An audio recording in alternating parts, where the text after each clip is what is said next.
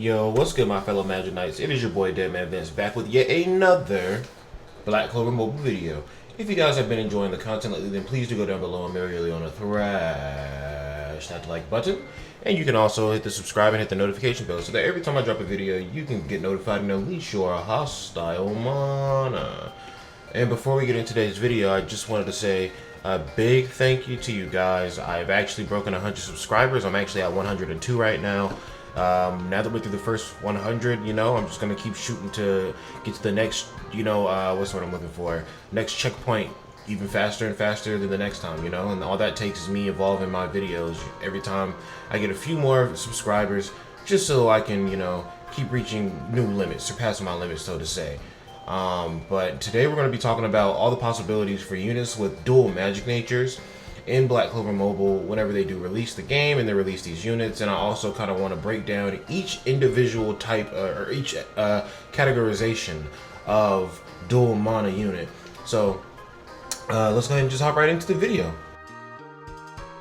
When I say dual magic nature units, I mean units that for some reason have two different magic types, because as you know, if you look at Black Clover, you'll know that it's a natural thing in the universe for people to have just one magic nature from their Grimoire. We're even in the Hino country arc right now, where Asta is actually in basically Japan, and they don't even use Grimoires, they use scrolls. But even still, the scrolls, from what I've seen, it seems like the scrolls have one magic nature about them. So having just one magic nature seems to be like a pretty consistent rule throughout the universe.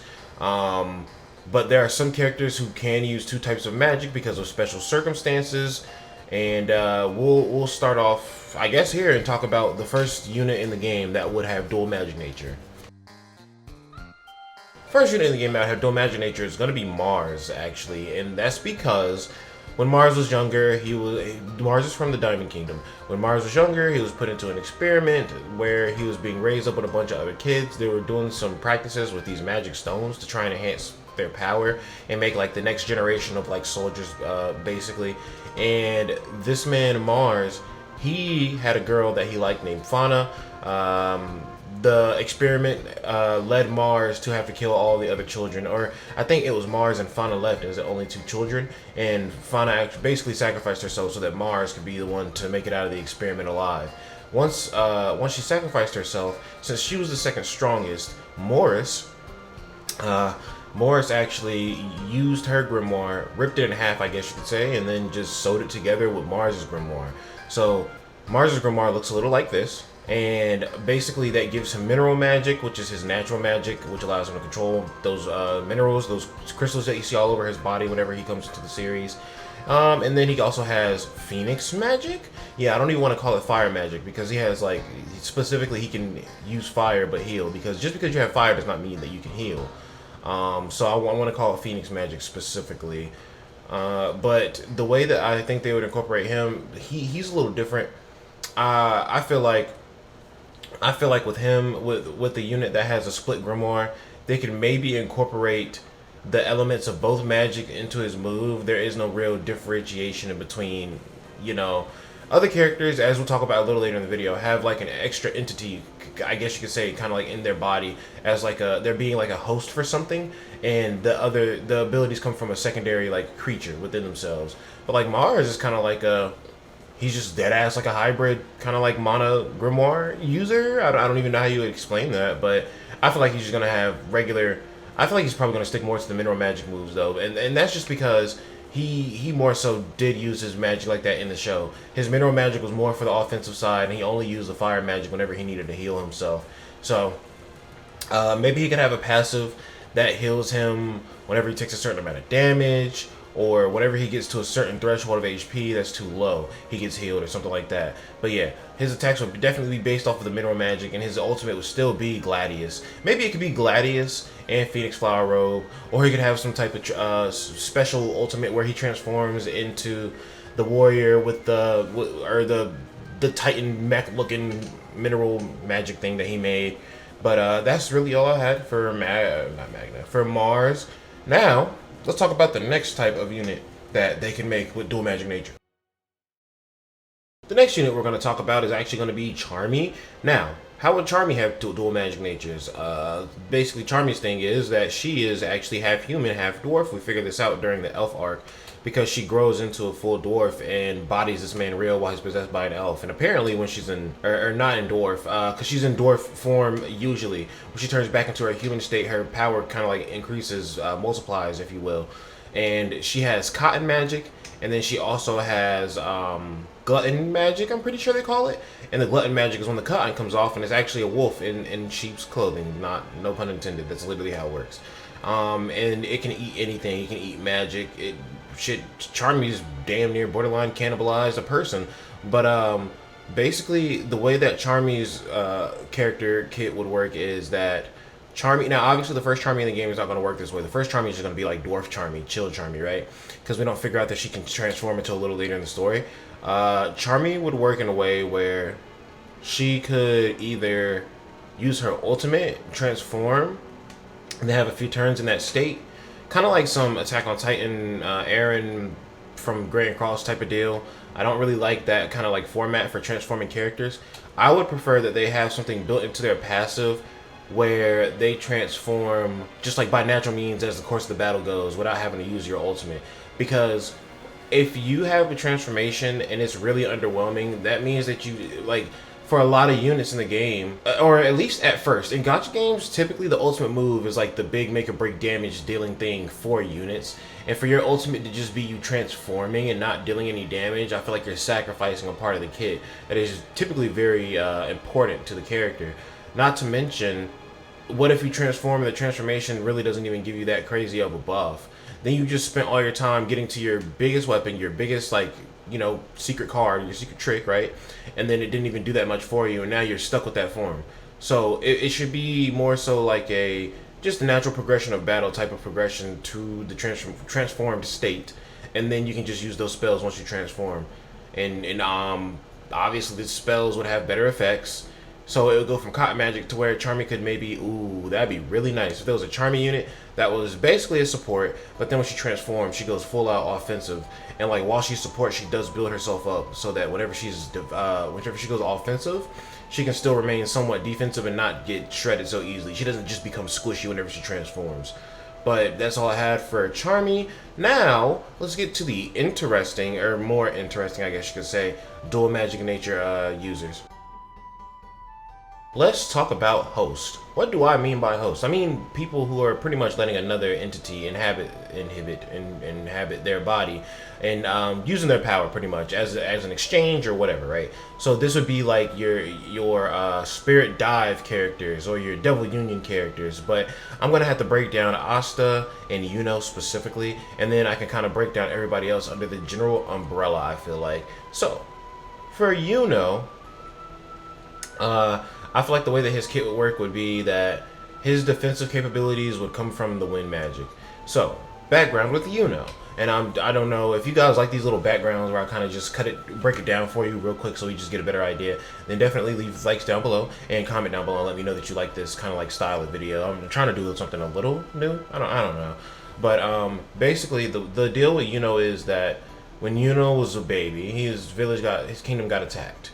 He had to get dropped off in the Clover Kingdom in Hodge Village so that he wouldn't get killed by the people trying to usurp the throne, because his mom and dad are the king and queen of the Spade Kingdom. Now, Yuno, not at birth, but when Yuno was a baby, another incident was actually going on at the same time. The elves were alive in the Clover Kingdom, and they were actually pretty cool with the humans. The Wizard King and the King of the Elves were actually best friends, basically.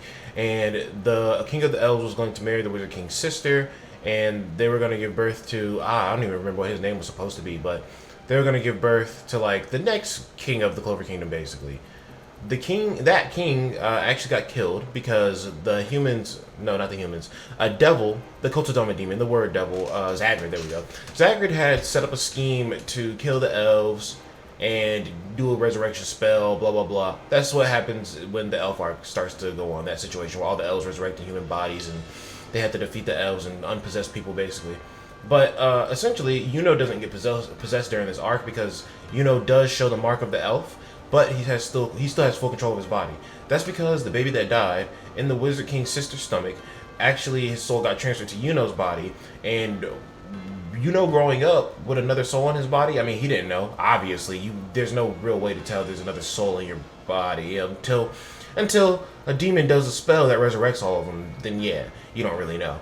But basically, since the soul of the Wizard King's, since the soul of the Elf King's son was an unborn baby, that means that it did not have its own thoughts formulated or anything like that. So being inside of Yuno's body and Yuno growing up naturally, the elf spirit inside of Yuno's body is basically Yuno, but not Yuno, if that makes sense. If that doesn't make sense, let me try to break it down a little bit more.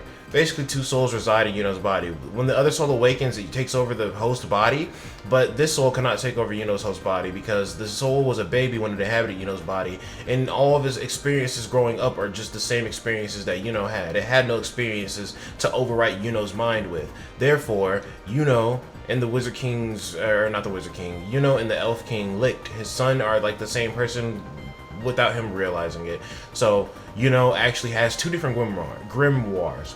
He has the 4-leaf grimoire from the Clover Kingdom because he has the spirit of the next Wizard King basically in his body. Then he has a star magic grimoire because his mom and dad, like I said, were the king and queen. Not so much anymore. We're the king and queen of the Spade Kingdom. The mom had moon magic, the dad had sun magic, and the mom is still alive, by the way. Just kind of shrugged her off and dismissed her because he doesn't remember her. He was a fucking baby when he left anyway. But yeah, has two different magic natures. Now, what do I think that'll look like? I basically think it'll be broken down in a way where Yuno's wind magic will be more so the passive skill, and he'll still definitely have abilities off of it, or maybe he'll just have, maybe it'll be a part of his passive skill and he'll have a weapon summoned, right? So that'll also play into his passive skill where he does extra magical damage or extra physical damage based off of mana or something like that. Well, by the way, I know I keep trying to sneak in that do extra physical damage based off of mana or vice versa. I think that would be a really cool concept and definitely help your characters to scale and do a lot higher damage. But basically, all of Yuno's passives and all that would be pretty much attached to his wind magic. Then all of his attacking capabilities would be attached to his star magic or vice versa. I feel like that's a very clean setup for the character, just to kind of set one magic ability and one magic nature to one specific part of the kit, and then the other magic nature to the other specific part of the kit. The ultimate would have something to do with both of them, obviously. Maybe he teleports into the stars, does some laser beams or some shit. Like, that star magic is really OP. Basically turned into a Dragon Ball Z character after he got that shit. Now let's talk about Asta. Asta's not really, he wouldn't even really be that unique, and he's not even considered dual magic, nature. Like, he's dead ass he's just a anti-magic devil, so there's not really anything special that would be about his kit. It will just all be anti-magic all throughout. I didn't think about that when I said that I'll talk about Asta earlier too. He's not really dual magic nature, he's just anti-magic, which is just his own commodity in itself. And then we have the other devil host. So let's talk about the Zagrata siblings. What I feel like the Zagrata siblings would do, it would be like they're the ones more so that I was talking about with Yuno's kind of set up too. Where, say for instance, we're talking about Dante. Then the passive skill would be based off of body magic. Maybe it'd be regeneration, maybe it'd be healing. By the way, while we're talking about the Zagrata siblings, check out my raid in the Spade video. That shit is a banger. But Dante would basically have the body magic be a part of his passive, where he has constant regeneration or super high defense or something of that nature. Then his skills would actually be the gravity magic, because that's what he used to fight mainly. His body magic was just kind of to keep himself alive, to sustain himself. He would use the gravity magic to battle the enemies, and then his ultimate move would just literally be a combination of both.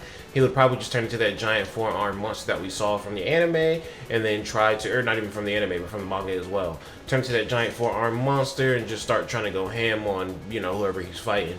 Maybe he could stay transformed like that for a little bit, or their ultimate moves could be them going 100% or something like that. But then again, they would just release 100% versions of the unit, capitalize on as many different characters as you can, even when the characters aren't actually different characters, but just different forms of characters. That's typically how gacha games go. But that's going to be it for today's video. I hope you guys did enjoy. I kind of thought this was an interesting concept and just kind of wanted to bring it to our attention. you know, while we're not getting any news from Vic Gaming, we have to be the news source. Even though this isn't anything confirmed for the game, it is still an interesting concept. You know, a nice thought to think about. So that's going to be it for your boy DEADMANVINCE. If you guys did enjoy the video, then please do go down below and marry your Yoda thrash that like button. And you can also subscribe and hit that notification bell so that every time I drop a video, you can get notified and unleash your hostile mana. Remember what I said, we just made it to 102 subscribers, but I'm about to surpass my limits and keep pushing on farther and farther. If you see me surpassing my limits and you really like that and you want to surpass your limits too, then don't be a sussy boy. Go ahead and hit that subscribe, my man. We got to get to 500, then we got to get to 1,000, then we got to shoot for the stars, bro. And then for the moon, and then for the whatever else, you know what I'm saying? I said that in reverse. I think the moon is closer than the stars. But that's enough of that. You guys have a good one. Peace.